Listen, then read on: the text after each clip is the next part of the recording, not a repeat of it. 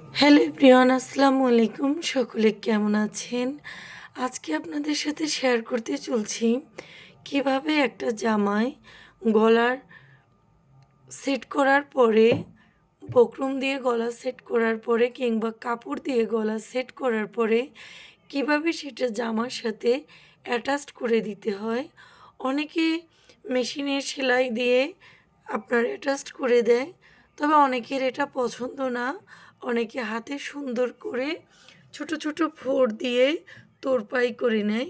এটিকে আমি তোরপাই বলি, অন্য কোনো নাম থাকতে পারে, আমি সেটা জানি না। তবে গ্রাম বাংলায় অনেকে বলে এটাকে বক্কাফোড়। জানি না আপনাদের অঞ্চলে কি বলে। আমাদের অঞ্চলে এরকমই একটা নাম আমি মনে হয় বলা হয়। তবে এটার সুন্দর যে নামটা সেটা হলো তোরপাই করা। আপনি এই যে দেখেন কি সুন্দর হচ্ছে, একদম মিশে যাচ্ছে। এই ক্ষেত্রে যারা নতুন তাদের জন্য টিপস হলো, প্রথমেই আপনারা কাপড়, মেইন যে জামার কাপড়, সেখান থেকে যত সম্ভব কম কাপড়টুকু সুতোয় তুলবেন। তারপরে আপনি বকরমে ফোড় তুলবেন। তাহলে আপনার কাজের সৌন্দর্য, সময় একটু বেশি লাগলেও কাজের সৌন্দর্য বেড়ে যাবে পুরাতনদের মতো। আর যারা পুরাতন তারা তো দেখতেই পাচ্ছেন একসাথে করে যেতে পারে।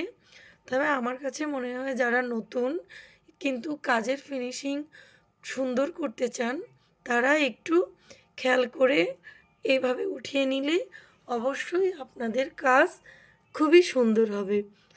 আশা করি বোঝাতে পেরেছি। যেহেতু আপনারা জানেন যে আমার একটু প্রবলেম আছে গলাতে, তা আর বেশি কথা বললাম না। আপনারা একটু দেখে নিয়েন ভিডিওটা, অবশ্যই উপকৃত হবেন। আর অন্য আপুরা যদি কিছু জানতে চান কোনো বিষয় এবং কোনো কাটিং দেখতে চান, কোন ব্লক, বাটিক, হ্যান্ড পেইন্ট এই সম্পর্কে, আমি চেষ্টা করব আপনাদের চাহিদা অনুযায়ী আমার সময় মতো ভিডিওগুলো আপলোড দিয়ে দেওয়ার। সকলে ভালো থাকবেন। আল্লাহ হাফেজ।